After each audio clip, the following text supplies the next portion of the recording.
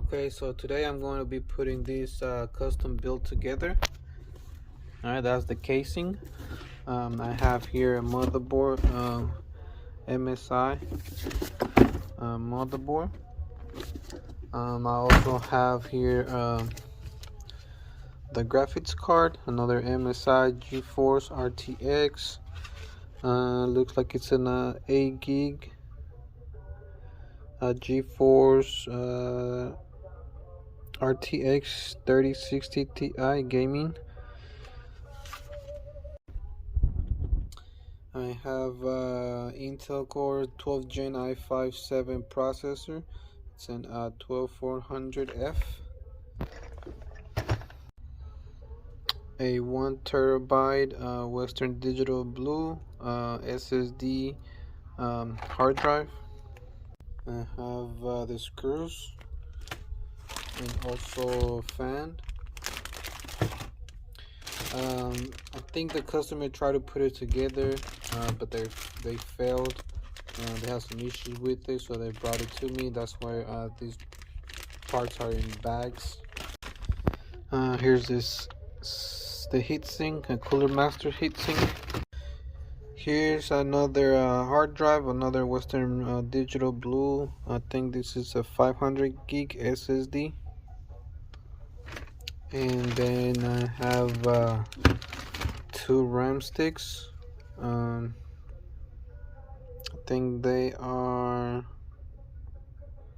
8 gig sticks, so a total of 16 gigs. And last but not least, the Corsair 650 watt power supply. So let's get to it. Okay, so I like to start with the power supply. So you just insert it in here. Make sure that the screws line up on the holes, and then you screw it down.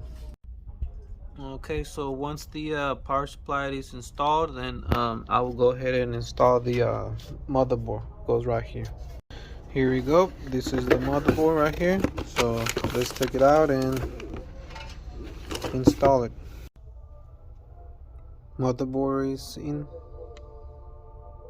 Let's get to the rest.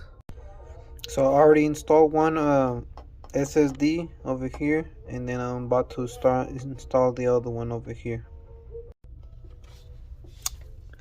Recap on this: board it's installed, hard drives are installed, memory is installed, the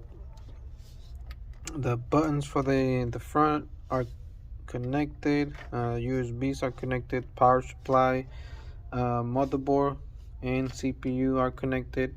Now it's time for the CPU, the heatsink, a couple more fans, and the graphics card, and then I can test. Okay, so next is the CPU processor chip. Okay, a little hint, you see these little triangles on the CPU and the socket. That's how you install the CPU.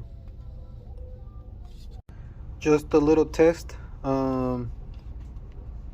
It's on. I powered it on. You can see there's some lights right there. You got a light that says it's booted, or it's booting, or booted all the way. Fans are going. Got a couple fans. That's it. I'm just gonna keep adding the leftover parts that needs, and then should be good to go. Okay, so the custom build, it's booting up, and I'm about to install the software. Okay, so this is the end or the complete custom build. As you can see, it's up and running. We have the drivers and software setup going.